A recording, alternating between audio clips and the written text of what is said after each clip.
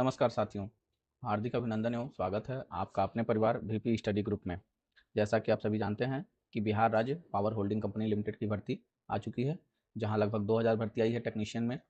उसी एग्जाम को ध्यान में रखते हुए BSPHCL में जितने भी प्रश्न जो प्रीवियस ईयर में पूछे गए हैं न्यूमेरिकल प्रश्न टेक्निकल सेक्शन में, उनको हम यहाँ सॉल्व कर रहे हैं। तो उसी सीरीज में यह आज दूसरा भाग है। तो चलिए प्रारंभ करते हैं पार्ट 2 के। 16 नंबर प्रश्न कहता है कि एक 8 पोल 90 slot 4 circuit duplex binding 6 coil side 270 coil and commutator segment the commutator pitch के बारे में पूछ रहा है। ठीक है, देखिए तो प्रश्न में क्या क्या दिया हुआ है। पोल दिया हुआ है कितना, 8 पोल। स्लॉट कितने दिया हुआ है, स्लॉट्स दिया हुआ है आपका 90 स्लॉट। ठीक है, फिर पर स्लॉट कितने कॉइल हैं, तो 6 कॉइल पर स्लॉट कॉइल की संख्या कितनी है, 6 कॉइल। ठीक है, और सवाल में कह रहा है ये डुप्लेक्स बाइंडिंग। तो डुप्लेक्स बाइंडिंग कैसी दी हुई है, बाइंडिंग दी हुई है डुप्लेक्स। बाइंडिंग कैसी है, डुप्लेक्स। तो डुप्लेक्स बाइंडिंग में m का मान जो हो जाता है, m का मान 2 हो जाता है। और सिंप्लेक्स बाइंडिंग में ये बात याद रखिए, सिंप्लेक्स बाइंडिंग में SIMPLE सिंप्लेक्स बाइंडिंग में m का मान जो होता है वो 1 होता है, और ट्रिप्लेक्स बाइंडिंग में 3 हो जाता है। ठीक है, तो अब देखिए सवाल में पूछा हुआ है कम्यूटेटर पिच, और एक चीज़ और दिया हुआ है number of conductor segment 270, number of conductor segment 270, तो वो भी लिख लेते हैं। तो देखिए नंबर ऑफ कम्यूटेटर सेगमेंट कितना दिया हुआ है, 270। ठीक है, और आपसे पूछ रहा है सवाल में कम्यूटेटर पिच यानी YC को ही कहते हैं हम लोग commutator pitch, commutator pitch commutator pitch. तो कम्यूटेटर पिच के बारे में पूछ रहा है। एक बात यहाँ ध्यान रखने वाली है कि जो कम्यूटेटर पिच का जो भी वैल्यू आता है, जो भी मान होता है, वो कभी भी सम संख्या नहीं हो सकता है। ये सम नहीं हो सकता है, कभी भी एक सम संख्या नहीं हो सकती है। तो जब भी आएगा इसका मान विषम संख्या के रूप में ही आएगा, विषम संख्या के रूप में आएगा। तो ध्यान से देखिए, अगर हमको केवल ऑप्शन एलिमिनेट करके क्वेश्चन बनाना होता तो यहाँ पे देखिए ये 36 है, 134 है सम है, 68 है सम है, एक ही संख्या है इसमें विषम 67। केवल आपको ये कॉन्सेप्ट पता होता कि कम्यूटेटर पिच कभी भी सम नहीं हो सकता है, सम संख्या कभी भी नहीं आ सकती है, जब भी आएगा विषम होना चाहिए। तो यहाँ एक ही ऑप्शन विषम में है 67, तो यहाँ आपका उत्तर हो जाता 67। लेकिन चलिए हम सॉल्व करके भी देखते हैं। अगर मान लीजिए सब सम में ही रहे तो ऐसी स्थिति में हमको सॉल्व करना होगा। तो चलिए हम सॉल्व करके भी देखते हैं। तो कम्यूटेटर पिच पूछ रहा है, तो कम्यूटेटर पिच YC, तो YC इक्वल टू होता है number of commutator segment, number of commutator segment, यही है number of commutator segment 270 plus minus m by number of pole, number of pair of pole. तो देखिए यहाँ पे पोल कितना दिया हुआ है, 8। अगर इसका हम पेयर निकालें तो 8/2, 4 पेयर निकलेगा। तो पेयर ऑफ पोल क्या हो जाएगा, तो YC equal to number of commutator segment 270, m का मान डुप्लेक्स बाइंडिंग है तो m का मान 2 प्लस 2 और बटे pair of number of pair of pole, तो ये 4 है, तो 272/4। तो 272/4 काटेंगे आप तो ये आ जाएगा 68। देखिए यहाँ भी ये सम आ गया, तो सम संख्या तो हो नहीं सकता, तो हम इसको एक घटा देते हैं, 68 में से एक कर लेंगे तो माइनस आ जाएगा 67। तो आपका देखिए 67 आंसर आ गया, आंसर डी में दिया हुआ 67। तो मैंने सॉल्व भी करके देख लिया। तो आप ये सब छोटी छोटी जो बातें हैं ये याद रखनी चाहिए। देखिए एक बार फिर से बोल देता हूँ, ये ध्यान रखिए कि कम्यूटेटर पिच कभी भी सम संख्या नहीं आ सकता है, कम्यूटेटर कभी सम नहीं होता है। तो इसीलिए कभी भी जब भी होगा तो विषम ही होगा। 17 नंबर प्रश्न देखते हैं। कह रहा है कि किसी पावर प्लांट की अधिकतम मांग 80 मेगावाट है, यानी मैक्सिमम डिमांड जो है, मैक्सिमम डिमांड आपकी दिया हुआ है, डिमांड 80 मेगावाट, 80 मेगावाट। इसको वाट में अगर हम कन्वर्ट कर लें तो रहने दीजिए, मेगावाट में ही ठीक है। उपयोगिता फैक्टर, यूटिलाइजेशन फैक्टर दिया हुआ है, आपका यूटिलाइजेशन फैक्टर का मान दिया हुआ है 0.8। ठीक है, और आपसे पूछ रहा है कि पावर प्लांट की आरक्षित का क्षमता क्या है, आरक्षित क्षमता यानी रिजर्व कैपेसिटी। तो रिजर्व कैपेसिटी देखिए, तो रिजर्व कैपेसिटी का फॉर्मूला होता है रिजर्व कैपेसिटी बराबर plant capacity minus maximum demand. ठीक है, तो हमारे पास क्या क्या मैक्सिमम डिमांड दिया हुआ है, यूटिलाइजेशन फैक्टर दिया हुआ है, प्लांट कैपेसिटी नहीं मालूम है। तो देखिए एक फॉर्मूला और होता है यहाँ, ध्यान रखिए, यूटिलाइजेशन फैक्टर, हमारे पास ये मैक्सिमम डिमांड और यूटिलाइजेशन फैक्टर है, तो हमको प्लांट कैपेसिटी निकालना होगा। तो एक फॉर्मूला होता है utilisation factor equal to maximum demand upon plant capacity. ठीक, तो अब देखिए हमको प्लांट कैपेसिटी यहाँ से पता चल जाएगा, तो प्लांट कैपेसिटी इक्वल टू हो जाएगा आपका maximum demand upon utilization factor. तो maximum demand upon utilization factor, तो मैक्सिमम डिमांड कितना दिया हुआ है, देखिए मैक्सिमम डिमांड 80 और यूटिलाइजेशन फैक्टर दिया है 0.8, तो ये कट के कितना आ जाएगा, ये हटा दिए, मान लीजिए 10 हटा दिए, ऊपर 0 बढ़ा लिया, तो ये 800/8 हो गया, बटे ये 100 मेगावाट आ गया, 100 मेगावाट आ गया। अब हमको क्या मिल गया, प्लांट कैपेसिटी मिल गया। अब देखिए, अब रिजर्व कैपेसिटी निकालने के लिए plant capacity minus maximum demand, तो प्लांट कैपेसिटी हो गया 100 और माइनस मैक्सिमम डिमांड कितना था 80, तो ये आपका मिल गया कितना 20 मेगावाट। तो आपका सही उत्तर क्या हो गया, सही उत्तर हो गया ऑप्शन ए 20 मेगावाट। 20। 18 नंबर प्रश्न देखते हैं। 18 नंबर कह रहा है कि एक ओवरहेड ट्रांसमिशन लाइन का स्पैन 200 है। स्पैन बोले तो एल कहिए या स्पैन लिख लीजिए, स्पैन, तो स्पैन कितना है 200 मीटर। ठीक, और लाइन कंडक्टर का भार प्रति मीटर 0.7 kg है। भार यानी W कितना है, W 0.7 kg पर मीटर। ठीक है, यदि अधिकतम स्वीकार्य तनाव यानी टेंशन T कितना है 1400 किलोग्राम। ठीक है, तो अधिकतम सैग क्या होगा, तो देखिए सैग का फॉर्मूला होता है सैग को हम ऐसे जी सैग सैग का फॉर्मूला होता है WL²/8T। देखिए हमारे पास L मालूम है, W मालूम है, T मालूम है, तो सैग आराम से निकल जाएगा। तो देखिए इसमें मान रख लेते हैं, तो L का मान हो गया 0.7 गुड़े 200 डिवाइडेड बाई 8 गुड़े 1400। ठीक, ये दशमलव हटा के एक 0 बढ़ा लेंगे नीचे, तो अब इसको हम ऐसे लिख सकते हैं, ये 1 2 3 0 कट गया। अब इसको ऐसे लिखते हैं 7 गुड़े 20 गुड़े 2 बटे 8 गुड़े 14। ठीक है, ये 7 से 14 कट गया 2 बार में, 2 से 2 कट गया, अब बच गया आपके पास 20/8। तो 20/8 को भाग देंगे तो 2.5 मीटर। तो आपका सैग कितना आ गया, सैग 2.5 मीटर। 19 नंबर प्रश्न कह रहा है कि एक सिंगल फेज ओवरहेड लाइन एक फैक्ट्री को 11 केवी और 0.8 पावर फैक्टर लैगिंग पर 1100 किलोवाट बिजली ट्रांसमिट कर रही है। इस लाइन में 1 ओम का कुल प्रतिरोध 3 ओम का लूप प्रतिघात है, तो ट्रांसमिशन की दक्षता बताइए। तो देखिए दक्षता का जो फॉर्मूला होता है, हम यहाँ लिख रहे हैं दक्षता का फॉर्मूला, ध्यान दीजिएगा। दक्षता का जो फॉर्मूला होता है आउटपुट अपॉन इनपुट होता है। दक्षता का जो फॉर्मूला होता है क्या होता है, आउटपुट अपॉन इनपुट। ठीक, और आउटपुट अपॉन इनपुट, तो इनपुट को ही हम लिखते हैं आउटपुट प्लस लॉसेज। तो अब प्रश्न में देखते हैं, इतनी बातें तो हम समझ गए, अब प्रश्न में देखते हैं क्या क्या दिया हुआ है। वोल्टेज दिया हुआ है कितना 11 केवी। ठीक, 11 केवी का मतलब हुआ 11 गुड़े 10/3 वोल्ट। पावर दिया हुआ कितना P पावर किलोवाट, लैगिंग पर बिजली ट्रांसमिट कर रहा है 1100 किलोवाट। तो 1100 किलोवाट, इसको हम चेंज कर लेंगे तो ये हो जाएगा 1100 गुड़े 10/3 वाट।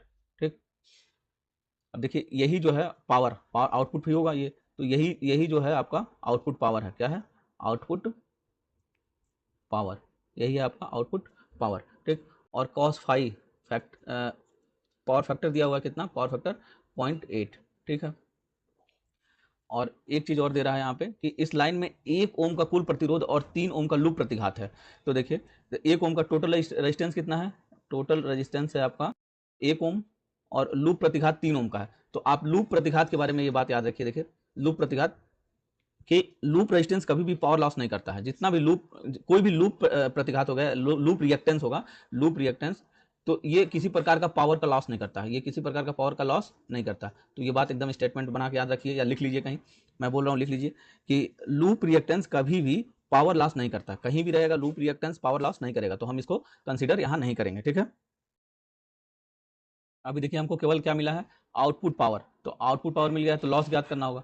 तो लॉस क्या होता है, देखिए लॉस होता है I square R, I square R. अब हमें आर पता है, आर पता है लेकिन आई नहीं पता है। अब आई को पता करने के लिए आप ध्यान दीजिए, आई बराबर होता है, जब पावर दिया हो, वोल्टेज दिया हो, कॉस फाई दिया हो, तो आई बराबर होता है पी बाई भी कॉस फाई, पी बाई भी कॉस फाई। तो यहाँ से देखिए पावर कितना दिया हुआ है 1100, ठीक, इंटू 10⁻³ और बटे वोल्टेज कितना हुआ है 11 × 10⁻³ और कॉस फाई का मान दिया हुआ है 0.8। जब इसको हम सॉल्व करेंगे इसको, तो देखिए इसको हम आगे जब सॉल्व करेंगे तो ये हो जाएगा आपका 11,000 बटे 11 × 8 और इसको अगर और काटेंगे हम तो ये हो जाएगा 1,000 बटे 8। तो यहाँ आपका ये आ जाएगा कितना, आई का मान आ जाएगा 125, ठीक है। तो आई की वैल्यू भी आ गई, यहाँ आई की वैल्यू लिख देते हैं, आई की वैल्यू भी मिल गई हमको कितना 125। अब देखिए अब हमें इफिशियंसी निकालना है। तो हमने अभी बताया कि इफिशियंसी का जो फॉर्मूला होता है आउटपुट पावर बटे आउटपुट पावर प्लस लॉसेस। तो लॉसेस निकालना है आई स्क्वायर आर, तो देखिए यहाँ से आई स्क्वायर आर से हम फिर लॉस निकालेंगे यहाँ, तो आई स्क्वायर आर, तो आई का मान 125 गुणे 125 गुणे आर का मान 1 ओम। तो यहाँ से लॉस निकल गया, टोटल लॉस कितना आएगा 125 गुणे 125 करेंगे तो 15,625, 15,625 हो गया, लॉस भी मिल गया। अब आइए हम सॉल्व करते हैं, इफिशियंसी निकालते हैं। तो आउटपुट पावर अपॉन, तो आउटपुट पावर तो यहाँ पे दिया हुआ था पहले से, यही है आउटपुट पावर आपका 1100 गुणे 10⁻³ बटे फिर 1100 गुणे 10⁻³ इंटू लॉसेस कितना आया 15,625, परसेंटेज में पूछ रहा है तो गुणे 100। अब जिसको हम और आगे सॉल्व करेंगे तो ये आ जाएगा आपका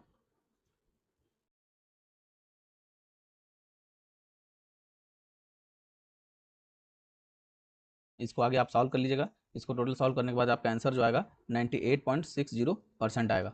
तो ये है तरीका इस सवाल को लगाने का, देखिए 98.60%, ऑप्शन डी आपका सही हो जाएगा। 20 नंबर प्रश्न कह रहा है कि किसी 132 केवी सिस्टम फेज की ग्राउंड कैपेसिटेंस 0.015 माइक्रोफैरड है, इंडक्टेंस 6 हेनरी है, 15 एम्पियर मैग्नेटाइजिंग करंट को बाधित किया जाना है, तो सर्किट ब्रेकर के संपर्कों पर उत्पन्न वोल्टेज कितना होगा। तो देखिए यहाँ पे वोल्टेज कितना दिया हुआ, ध्यान से देखिए, वोल्टेज हुआ 132 केवी, ठीक है। फिर से कैपेसिटेंस कितना दिया हुआ है 0.015 माइक्रोफैरड, इसको कन्वर्ट कर लेंगे तो 0.015 माइक्रोफैरड इंटू 10⁻⁻6 फैरड हो गया आपका, ठीक। अब देखिए एल का मान दिया हुआ है 6 हेनरी, ठीक है। फिर आई का मान दिया हुआ है करंट, मैग्नेटाइजिंग करंट 15 एम्पियर, और आपसे पूछ रहा है कि बाधित किया जाना उत्पन्न वोल्टेज V का मान पूछ रहा है, V का मान पूछ रहा है। तो आप ध्यान दीजिए कि देखिए ऊर्जा संरक्षण के नियम से, ऊर्जा संरक्षण के नियम से यदि हम कैपेसिटेंस और ऊर्जा संरक्षण के नियम से यदि हम कैपेसिटर और इंडक्टर के बीच रिलेशन देखें तो देखिए एक फॉर्मूला कैपेसिटर के लिए होता है ऊर्जा हाफ CV² और एक दूसरा फॉर्मूला होता है इंडक्टर के लिए, और ये इंडक्टर के लिए होता है हाफ LI², ठीक है। इन दोनों के बीच को अगर हम इन दोनों को कंपेयर कराएं तो आप ध्यान से देखिए कि देखिए ये half LI² equal to half CV², ठीक। यहाँ से 1/2 और 1/2 कट जाएगा, ये मान भर लेते हैं इसमें। देखिए L का मान दिया हुआ 6, ठीक, और I का मान दिया हुआ है 15, तो 15 गुणे 15 बराबर C का मान दिया हुआ है 0.015 इंटू 10⁻⁻6 और V का मान पूछ रहा है, ठीक है। तो अब यहाँ से V² equal to direct V² का मान निकालते हैं, V² इक्वल टू 6 गुणे 225, 15 गुणे 15 225 बटे 0.15 इंटू 10⁻⁻6। 225 गुणे 6 हो जाएगा 1350, ठीक है। और ये नीचे है 0.015 इंटू 10⁻⁻6, ये एक दशमलव यहाँ से हटाएंगे तो यहाँ ऊपर 3 जीरो बढ़ जाएगा, 1 2 3 जीरो। अब ये हो जाएगा 135, ये 4 जीरो बटे 15 गुणे 10⁻⁻6, 15 9 135, 9 बार में कट गया, तो ये v स्क्वायर का मान जो आएगा ये आ जाएगा आपका ये 10⁻, जो -6 है ये उसको ऊपर ले जाएंगे तो ये हो जाएगा 90,000 गुणे 10/6 v स्क्वायर। अब यहाँ पे देख लेते हैं, अब ये v बराबर हो जाएगा 300 kVA, और इसको सॉल्व करेंगे तो आपका आ गया आंसर ए, ऑप्शन ए में है 300 kVA। 20 नंबर प्रश्न देखते हैं। कह रहा है कि 11 kV 500 MVA 3 phase circuit breaker किसी दो प्रदोष के कारण अचानक बंद हो जाता है, तो rated symmetrical breaking current RMS क्या होगा। ब्रेकिंग कैपेसिटी का एक फॉर्मूला होता है कि breaking capacity equal to √3 into rated voltage into symmetrical breaking current. तो ठीक है, मैं इसको लिखता हूँ यहाँ पे, देखिए, या इसको आप ऐसे भी लिख सकते हैं कि breaking capacity equal to √3, voltage है तो V और ये करंट है तो I, ठीक। अब देखिए सवाल में दिया हुआ क्या कि एक 11 kV 500 MVA 3 phase circuit breaker किसी प्रदोष के कारण अचानक बंद हो जाता है। सवाल में रेटेड वोल्टेज दिया हुआ है, रेटेड वोल्टेज दिया हुआ है, रेटेड वोल्टेज का मान कितना दिया हुआ है 11 kV, 11 kV मतलब 11 गुणे 10/3 वोल्ट, ठीक। और ब्रेकिंग कैपेसिटी दिया हुआ है VC, ब्रेकिंग कैपेसिटी दिया हुआ है 500 MVA, कि 500 MVA के बाद ही ब्रेक होगा ये। और आपसे पूछ रहा है क्या, सिमेट्रिकल ब्रेकिंग करंट, तो सिमेट्रिकल ब्रेकिंग करंट यहाँ है, ये देखिए सिमेट्रिकल ब्रेकिंग करंट, तो केवल कुछ नहीं करना है, मान भर देना उसमें। तो देखिए हम यहाँ रखते हैं कि ब्रेकिंग कैपेसिटी का मान दिया हुआ है 500 MVA, तो 500 MVA को अगर कन्वर्ट करें तो 500 गुणे 10/6 VA हो जाएगा। तो ये यहाँ पे आप लिख लीजिए 500 गुणे 10/6, ठीक है। ये √3 हो गया। और रेटेड वोल्टेज दिया हुआ आपका 11 इंटू 10⁻3, और ये पूछ ही रहा है, तो हम सिमेट्रिकल ब्रेकिंग करंट, ये आई सिमेट्रिकल लिख लेते हैं, आई सिमेट्रिकल, ठीक है।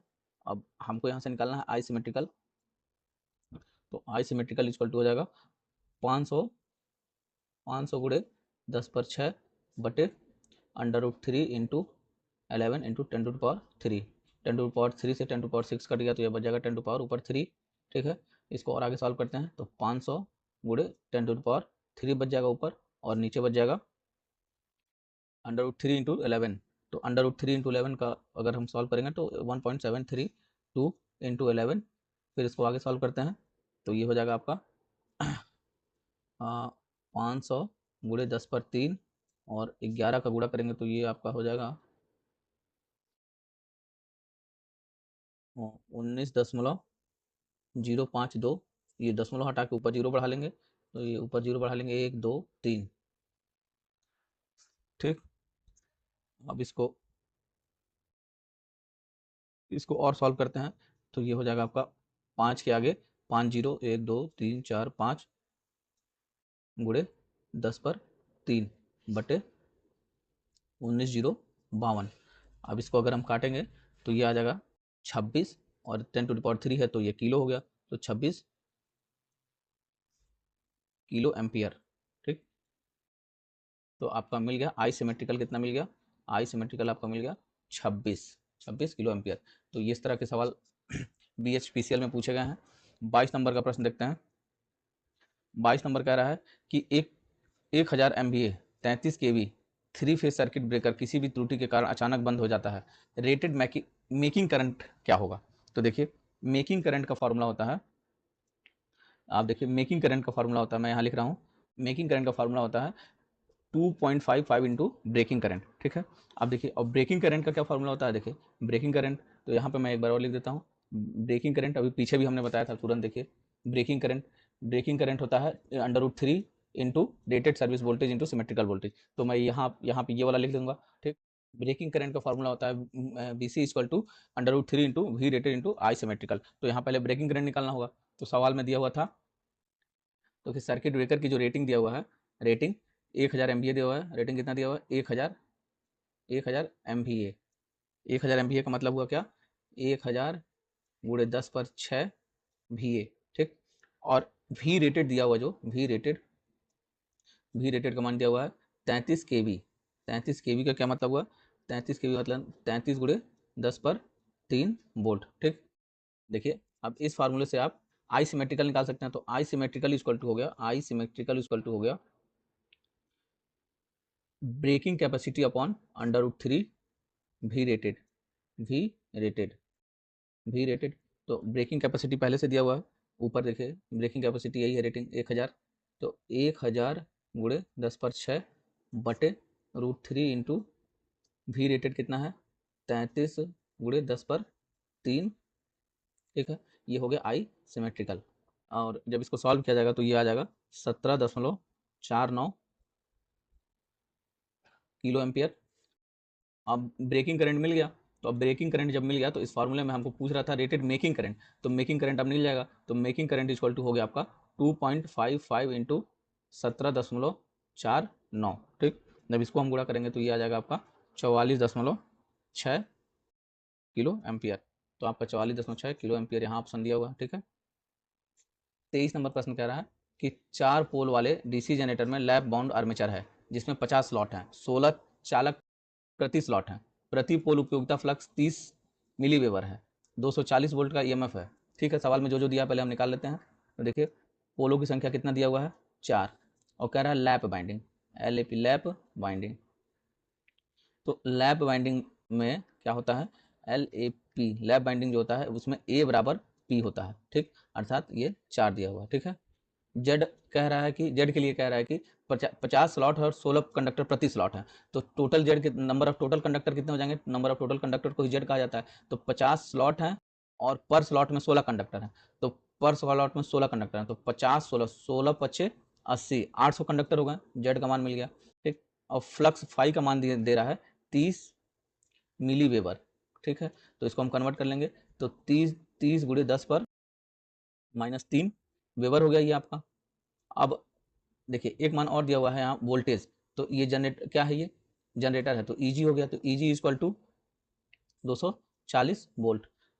अब पूछ क्या रहा है कि उपयोगिता फ्लक्स इतना है, तो 240 उत्पन्न मशीन के लिए कौन सा विकल्प पर चलना चाहिए, यानी स्पीड पूछ रहा है। तो यानी पूछ क्या रहा है आपसे, एन स्पीड पूछ रहा है, ठीक है। तो देखिए एक फॉर्मूला होता है ईजी, ईजी इक्वल टू होता है NP5Z अपॉन 16A, और आपसे अब यही पूछ रहा है, एन का मान पूछ रहा है। तो एन इक्वल टू यहाँ हम लिख लेते हैं, एन इक्वल टू हो जाएगा, ये ऊपर गुणा हो जाएगा इससे और ये नीचे चला आएगा। तो EG into 16A upon P5Z। अब मान इसमें रख लेते हैं हम यहाँ पे, ठीक, यहाँ पे मान पुट कर लेते हैं। तो EG का मान दिया हुआ है 240, जनरेटेड EMF 240 60 16 एम्पियर, और 16A का मान कितना है, A बराबर 4 है यहाँ पे देखिए, यहाँ 4, तो ये 4 और बटे P5Z, पोल कितना दिया था, P भी 4 ही है, तो 4 गुणे फाई का मान कितना था 30 गुणे 10 पर -3, और Z यानी कंडक्टर कितने थे टोटल, तो टोटल कंडक्टर थे 800, ठीक है। अब इसको काट देते हैं, इसको टोटल काटने के बाद 24 गुणे 10 पर 3 बटे 40 आएगा ये यहाँ n। तो n इक्वल टू फिर आगे सॉल्व करेंगे तो ये इसको विस्तारित कर देते हैं। तो 24 गुणे 30 बटे 40, एक से एक कट गया फिर ये, और ये हो गया 6 चौका 24, 6 बार में। तो n इक्वल टू आ गया आपका 600 RPM। तो ये कितने पे चलेगा, 600 RPM पे चलेगा। 600 RPM देखिए ऑप्शन में कहाँ है, ऑप्शन बी में है 600 RPM। 24 नंबर प्रश्न कह रहा है कि एक 3 फेज 8 पोल इंडक्शन मोटर 40 वोल्ट 15 हर्ट्ज आपूर्ति पर आपूर्ति की जाती है, तो स्लिप 4% है, तो रोटर की गति क्या होगी। देखिए सवाल में जो जो दिया पहले हम यहाँ निकाल लेते हैं फिर से। पोल इक्वल टू 8 पोल दे रहा है, वोल्टेज कितना दे रहा है 400 वोल्ट यहाँ पे, और फ्रिक्वेंसी कितना दिया हुआ 50 हर्ट्ज। फिर से देखिए स्लिप कितना दे रहा है 4%, और आपसे पूछ रहा है क्या NR रोटर स्पीड, रोटर की गति, रोटर की गति NR, ठीक। तो रोटर की गति पूछ रहा है। जब स्लिप दिया हो तो NR इक्वल टू एक फॉर्मूला होता है, NR equal to NS 1 - S, ठीक। तो यहाँ पे देखिए हमको स्लिप तो पता है लेकिन एनएस नहीं पता है, तो एनएस ज्ञात करने के लिए फिर देखते हैं। एनएस इक्वल टू होता है 120 एफ बाई पी। ठीक, तो 120 एफ बाई पी, तो 120 हो गया आपका 120, फ्रिक्वेंसी दिया है 50 और पोल का मान दिया हुआ 8। इसको जब आप कैलकुलेट करेंगे तो ये कट कुट क्या आ जाएगा 750 आरपीएम। ठीक, अब हमें मिल गया क्या एनएस, और स्लिप दिया है 4%, तो एनआर निकल जाएगा। तो एनआर इक्वल टू एनएस हो गया 750, 1 माइनस स्लिप आपका दिया कितना 4%, तो 4% मतलब 4/100। ठीक, अब इसको सॉल्व करते हैं तो 750 100 करने 100 और 100 में से 4 गया तो 96/100। ठीक, अब इसको और सॉल्व करते हैं, जब हम इसको खोल देते हैं तो ये 0 से 0 कट जाएगा, तो ये बचेगा आपका 75 गुणा 96/10। ठीक, अब इसको और सॉल्व करते हैं तो ये 75 गुणे 9.6 हो जाएगा, और अब इसको गुणा करेंगे तो ये आ जाएगा 7200 और एक अंक के बाद 720, तो ये 720 एनआर। एनआर क्या आ गया आपका 720। देखिए 720 आरपीएम पर ये चलेगा। तो 24 नंबर सवाल का आंसर हो गया आपका ऑप्शन बी। 25 नंबर प्रश्न देखते हैं। देखिए 25 नंबर कह रहा है कि यदि किसी भवन की वायरिंग 60 वाट बल्बों से 20 पॉइंट है, एक एक करके सारे पॉइंट निकालते हैं इसमें से। देखिए 60 वाट बल्बों के 20 पॉइंट है, तो कुल बल्बों का आउटपुट कितना हो जाएगा, कुल बल्ब का आउटपुट, कुल बल्ब का आउटपुट हो जाएगा कितना 60 गुणे 20। ठीक है, दूसरा पॉइंट क्या दे रहा है कि 4 पंखे, प्रत्येक पंखा 100 वाट का है, तो पंखों की संख्या कितनी होगी, 4 पंखा है, पंखा टोटल 4 पंखे हैं और 100 वाट के, तो 100 गुणे 4, तो ये हो गया आपका 400 वाट, और ये हो गया 6 दूना 12, 120 वाट। ठीक, अब टोटल पावर की बात कर लें अगर हम यहाँ पे देखिए, क्योंकि और कुछ दिया ही नहीं है और उसके बाद वोल्टेज दे रहा है, तो टोटल पावर अगर यहाँ निकल गया टोटल पावर, तो टोटल पावर आपका हो गया 1200 प्लस 400, तो 12 4 1600 वाट हो गया टोटल पावर। और एक सवाल में चीज़ दिया हुआ है वोल्टेज, भी का मान दिया हुआ कितना, भी दिया हुआ कितना 240 वोल्ट। ठीक है, अब देखिए यहाँ से हम आई का मान निकाल सकते हैं, जब पी और भी पी मालूम है, भी मालूम है, तो आई का मान निकल जाएगा। देखिए पी बराबर होता है भी आई, ठीक, या आई बराबर होता है पी बाई भी, तो यहाँ आई का मान निकल जाएगा। आई इक्वल टू कितना हो गया 1600 बटे 240, तो आई का मान हो गया आपका यहाँ पे 20/3। ठीक, अब देखिए सवाल में कह रहा है कि 240 वोल्ट की सप्लाई सिस्टम के लिए अनुमोदित इंसुलेशन प्रतिरोध, इंसुलेशन प्रतिरोध कितना होगा। देखिए अब इंसुलेशन प्रतिरोध ज्ञात करने के लिए तो सबसे पहले तो लीकेज करंट का मान देखना होगा कि कितना लीकेज हो रहा है इंसुलेशन से। तो देखिए एक आई रूल होता है, I rule 48, I E rule, Indian electricity rule जो है 48 कहता है कि लीकेज करंट का जो मान होता है वो 1/5000 होता है। ठीक है, तो अब देखिए, तो हम अगर बात करें कि आई इंटरनल, तो आई इंटरनल लीकेज करंट किसका 1/5, तो 1/5000 गुड़े कितना टोटल था करंट 20/3, तो यहाँ से हमको इंटरनल निकल जाएगा, तो ये हो गया आपका 2/5 यानी 1500, तो आई इंटरनल निकल गया आपका 1500, आर इंटरनल निकल गया, तो आई सॉरी यहाँ आई इंटरनल निकल गया, तो आर बराबर होता है भी बाई आई, तो यही इंसुलेशन रेजिस्टेंस आर के बारे में पूछ रहा है, तो आर इक्वल टू अब हमको भी मिल गया, आई भी मिल गया, तो वोल्टेज कितना था 240, अब बटे आई का मान मिला हमको लीकेज करंट को हटाने के बाद, तो मिला 2/1500।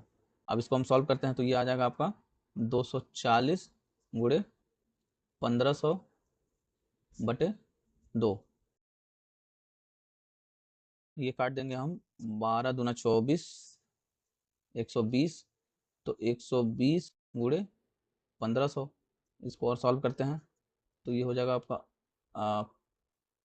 12 15 है 180, 1 2 3, 1 2 3, ये 3 जीरो होगा, इतना तो आ गया।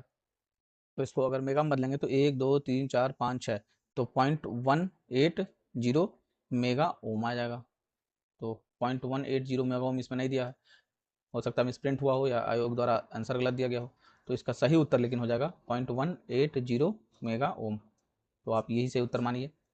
ठीक है, देखिए 26 नंबर प्रश्न कहता है कि एक 6600 volt 50 hertz 3 phase turbo alternator के स्टेटर वाइंडिंग फैक्टर 0.955 है। यदि प्रति पोल 1.5 वेबर है तो स्टेटर वाइंडिंग में प्रति फेज टर्न की संख्या की गणना करें। देखिए सबसे पहले हम अल्टरनेटर ईएमएफ की इक्वेशन की बात कर लेते हैं। तो अल्टरनेटर के ईएमएफ इक्वेशन लिख लेते हैं यहाँ पे। देखिए अल्टरनेटर इक्वेशन जो होता है EP equal to 4.44 KP into KD phi into frequency into turn.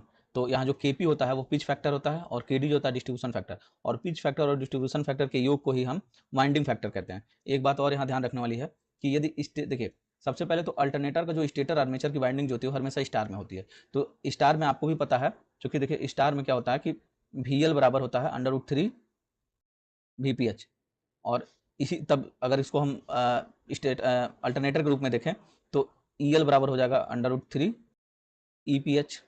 ठीक, तो अब हम EPH के रूप में अगर इसको हम लिखें फार्मूले को, तो अब देखिए हमको यहाँ फार्मूला मिल जाएगा क्या। तो अब हमें फार्मूला मिल गया EL बराबर 3 4.44 KW into 5 into frequency into turn. तो अब प्रश्न में देखते हैं क्या क्या दिया हुआ है। देखिए कह रहा है कि एक 6600 वोल्ट, या हम इसको EB कह लें, या इसी को हम क्या कह सकते हैं VL या EL भी कह सकते हैं। तो यही है आपका 6600। ठीक है, और फ्रिक्वेंसी कितना दिया हुआ है 50 हर्ट्ज, वाइंडिंग फैक्टर दिया हुआ है 0.955। ठीक है, और फाई का मान दिया हुआ है 1.2, और पूछ रहा है आपसे टर्नों की संख्या, टी का मान पूछ रहा है। देखिए आपके पास फार्मूला भी है, सब कुछ निकल चुका है, अब केवल फार्मूला में पुट करना है और मान निकाल देना है। देखिए अब यहाँ से हम टी का मान निकालते हैं। देखिए तो ये टी इक्वल टू हो जाएगा √3 into 4.44 into KW into 5 into F। ठीक, अब ये मान यहाँ रख लीजिए आप, जो जो दिया हुआ सवाल में। EL दिया हुआ है 6600 बटे √3 हो गया इंटू 4.44 हो गया इंटू KW का मान दिया हुआ था 0.955 इंटू 5 का मान 1.2 इंटू फ्रिक्वेंसी दिया हुआ है 50। ठीक है, अब इसको आप सॉल्व करिए यहाँ पे। जब इसको आप सॉल्व करेंगे तो टोटल टर्नों की संख्या आएगी लगभग 15। तो लगभग देखिए 27 नंबर प्रश्न कह रहा है कि 6 पोल मशीन के लिए कुल पिच बाइंडिंग का कॉइल स्पैन होगा। देखिए पोल दिया हुआ है 6 पोल, कुल पिच 180 डिग्री। तो अब फॉर्मूला होता है theta electrical equal to P/2 theta mechanical. ठीक, तो आप ध्यान से देखिए, आपको फुल पिच बाइंडिंग दिया हुआ कितना डिग्री है, तो 180 डिग्री। फुल पिच कह दिया यानी 180 डिग्री हो गया, तो थीटा इलेक्ट्रिकल हो गया 180 डिग्री, और P/2 थीटा मैकेनिकल। तो यहाँ से P/2 थीटा मैकेनिकल निकालेंगे, तो यहाँ मान रख लेते हैं हम लोग theta mechanical is equal to 180 गुणे 2/6, पोल का मान 6, तो 6 18 30 गुणे 2, ये हो गया आपका 60 डिग्री। तो थीटा मैकेनिकल कितना हो गया, थीटा मैकेनिकल हो गया 60 डिग्री। तो यहाँ रहा ये 60 डिग्री, ऑप्शन डी। 28 नंबर प्रश्न कह रहा है कि 16 इंटू 12 मीटर के कमरे के फर्श पर 40 लुमेंस का प्रकाश किया जाता है। कमरे में इस प्रकाश को पैदा करने के लिए 15 लैंप की आवश्यकता है। ठीक है, उत्सर्जित प्रकाश का 40% फर्श पर पड़ता है, 60% यानी नुकसान हो जाता है। तो कैंडल में लैंप की शक्ति पावर में कितनी होगी, यानी प्रति लैंप, एक लैंप की शक्ति पूछ रहा है, सभी लैंपों की लैंप की कितनी कितनी शक्ति होगी एक एक लैंप की। तो आइए देखते हैं सवाल में क्या क्या दिया हुआ है। सबसे पहले जो सवाल में दिया हुआ उसको निकाल लेते हैं। देखो प्रदीप्ति दिया हुआ, प्रतिदीप्ति, देखिए प्रतिदीप्ति जो दिया हुआ है, प्रतिदीप्ति कितना दिया हुआ है 40 लक्स। ठीक, फिर दिया हुआ कमरे का आकार, कमरे का आकार दिया हुआ, कमरे का आकार कितना दिया हुआ है 16 गुणे 12 मीटर। ठीक है, बल्बों की संख्या दिया हुआ है, बल्ब की संख्या दिया हुआ है टोटल 15। ठीक है, फिर एक चीज और दे रहा है, उत्सर्जित प्रकाश 40% फर्श पर पड़ता है। तो ये उत्सर्जित प्रकाश यानी यूटिलाइजेशन फैक्टर, तो ये उपयोगिता फैक्टर भी दिया हुआ है, इसी को बोलते हैं यूटिलाइजेशन फैक्टर, उपयोगिता फैक्टर, उपयोगिता फैक्टर, उपयोगिता फैक्टर का मान कितना दिया है 40%। ठीक है, अब कह रहा लैंप की शक्ति कैंडला में ज्ञात करिए, कैंडल में। ठीक, तो लैंप की शक्ति पूछ रहा है, लैंप की शक्ति, एक एक लैंप की शक्ति किसमें पूछ रहा है? कैंडल में, कैंडल पावर में पूछ रहा है लैंप की शक्ति। ठीक, देखिए यहाँ पे यदि ज्योति फ्लक्स यानी टोटल फ्लक्स की बात करें तो ये हम ज्योति फ्लक्स निकालते हैं, ज्योति फ्लक्स।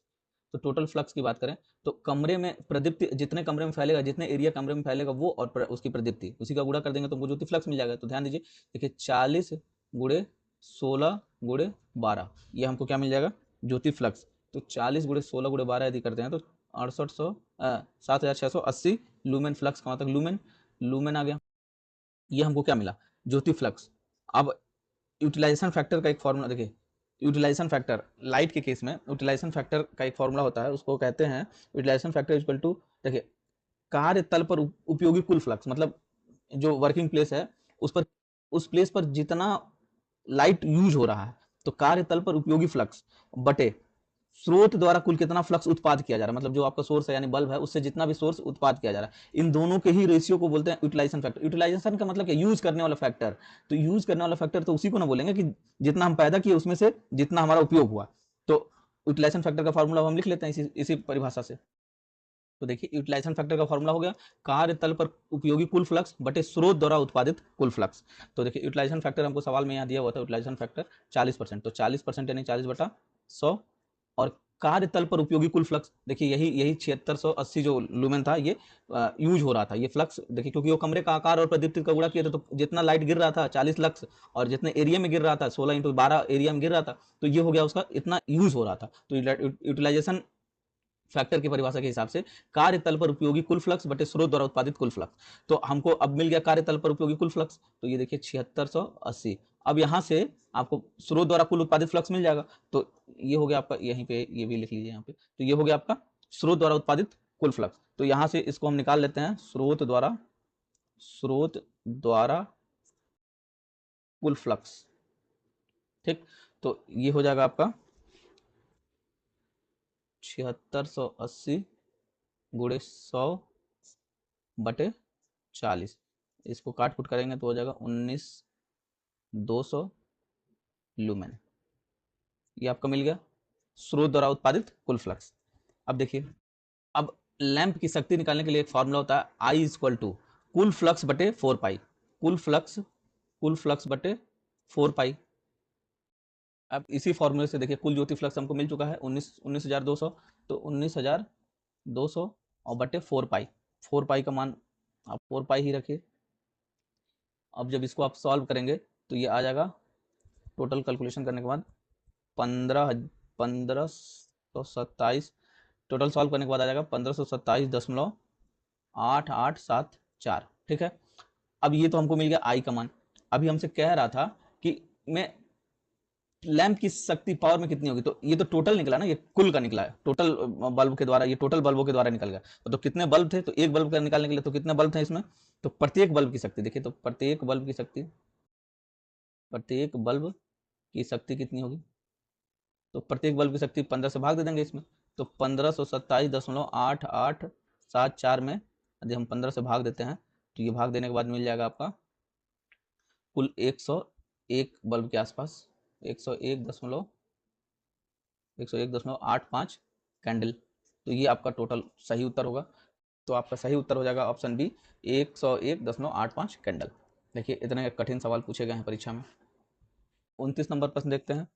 29 नंबर प्रश्न कह रहा है कि 8 × 10/6 मीटर स्क्वायर क्षेत्रफल वाले एक कैचमेंट क्षेत्र के एक हाइड्रोलिक इलेक्ट्रिक पावर स्टेशन में सालाना वर्षा 1.25 होती है, इल्ड फैक्टर 80% है, प्रति वर्ष इस्तेमाल किए जाने वाला जल का आयतन क्या होगा, वॉल्यूम पूछ रहा है, आयतन।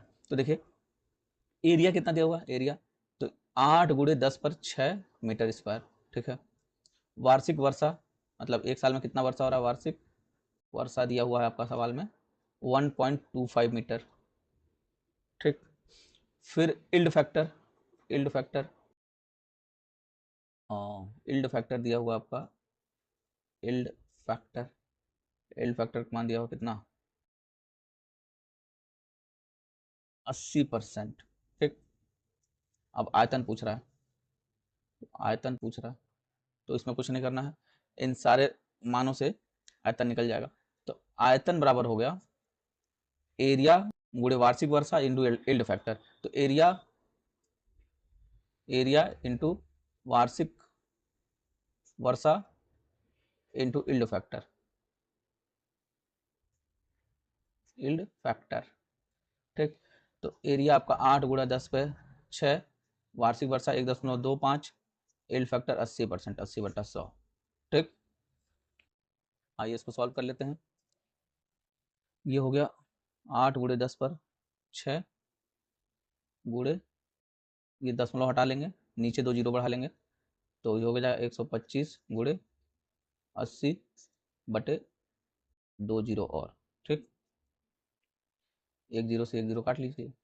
अब देखिए, अब ये हो गया 8 गुणे 10/6 गुणे 125 गुणे 8/1000, 808 गुणे 10/6 गुणे ये 1000 होता है, 125 गुणे 8 1000 होगा, 1/1000, ये भी कट गया। अब बच गया आपका 8 गुणे 10/6। तो आयतन है तो क्यूबिक मीटर में होगा, घन मीटर में होगा। 8 गुणे 10/6 घन मीटर, ऑप्शन बी सही आपका उत्तर। चलिए 30 नंबर प्रश्न देखते हैं। 30 नंबर कह रहा है कि a generating station has maximum demand of 15 megawatt. किसी जनरेटिंग स्टेशन का मैक्सिमम डिमांड है 50 मेगावाट। तो पूछ रहा है कि कास्ट पर किलोवाट ज्ञात करिए। तो चलिए, तो एक एक चीज करके, एक एक ये सारे मान जो दिए हुए हैं इनसे हम एक एक करके सवाल को बनाते हैं। देखिए, सबसे पहले सवाल में जो दिया हुआ है वो देखिए यहाँ पे, yearly fix charge, yearly fix charge. तो फिक्स चार्ज क्या है, ईयरली फिक्स चार्ज निकालते हैं सवाल से ही। देखिए, तो ये जो सालाना जो फिक्स चार्ज होता है वो ब्याज और मूल्यह्रास जो होता है ये फिक्स होता है। तो ब्याज और मूल्यह्रास, ब्याज एकदम फिक्स होगा कि साल भर में इतना ब्याज तो लगना ही है, और मूल्य, और वस्तु का जो मूल्य रेट साल भर में मूल्यह्रास होगा उस वस्तु का या प्लांट का, तो मूल्यह्रास। ठीक, ये दोनों फिक्स है। तो ब्याज किस पर लगता है, तो पूंजी लागत पे लगता है, जितना हम लागत लगाएं उसी पर लगेगा। तो 150 गुणे, तो ब्याज किस पर लगेगा, तो 100 पूंजी लागत पर लगेगा। तो फिक्स चार्ज हम निकाल लेते हैं। देखिए, पूंजी लागत का 10%, कह रहा है ना कि फिक्स चार्ज क्या होता है, ब्याज और मूल्यह्रास। तो किसका होता है, तो पूंजी लागत का। तो पूंजी लागत का कितना परसेंट, तो 10%। तो पूंजी लागत का, पूंजी लागत का 10% दिया हुआ है यहाँ पे, देखिए 10% यहाँ इंटरेस्ट और ये। तो पूंजी लागत कितना है आपका, 150 गुणे 10/6 का 10% बटे, ठीक, तो ये हो गया आपका 15 गुणे 10/6। ठीक है, अब देखिए दूसरा पॉइंट कह रहा है, अब वार्षिक रनिंग चार्ज निकालना होगा, साल भर में कितना रनिंग कॉस्ट कितना निकला। तो वार्षिक रनिंग चार्ज जो होता है, तो हर समय, तो जब रन कर रहा है प्लांट, कोई भी रन कर रहा है तो फ्यूल भी होगा, मजदूरी लगेगी, सर्विस टैक्स लगेगा। तो वार्षिक रनिंग चार्ज में जो आ जाते हैं, देखते हैं, देखिए वार्षिक, वार्षिक रनिंग चार्ज, वार्षिक रनिंग चार्ज में क्या, फ्यूल कॉस्ट, फ्यूल चार्ज, और प्लस मजदूरी, मजदूरी भी लिख सकते हैं, मजदूरी, और टैक्स, प्लस सैलरी भी देते हैं हम लोग, सैलरी,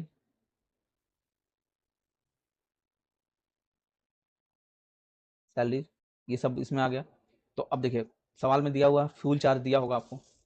देखिए capital annual cost of fuel, fuel charge 9 रुपये, 9 गुणे 10/6 रुपये। ठीक, प्लस मजदूरी भी दिया होगा, टैक्स, वैसेज एंड सैलरी, प्लस 6 गुणे 10/6, ये भी मिल गया आपका। इसको सॉल्व कर लेते हैं। तो देखिए ये हो गया 9×6 = 15 आप प्लस 10/6। तो देखिए फिक्स चार्ज भी आपको मिल गया और रनिंग चार्ज मिल गया। अब आपसे पूछ रहा है क्या कि टोटल वार्षिक चार्ज कितना होगा। देखिए यहाँ पे पूछ रहा था, तो what will be the cost of पर किलोवाट, पर किलोवाट पर टोटल वार्षिक चार्ज। तो अब पहले हम लोग टोटल वार्षिक चार्ज निकाल लेते हैं। यहाँ पे देखिए, आइए देखते हैं, निकालते हैं। टोटल, टोटल वार्षिक चार्ज, टोटल वार्षिक चार्ज कितना होगा, तो fix charge plus running charge, यही थे ना दोनों।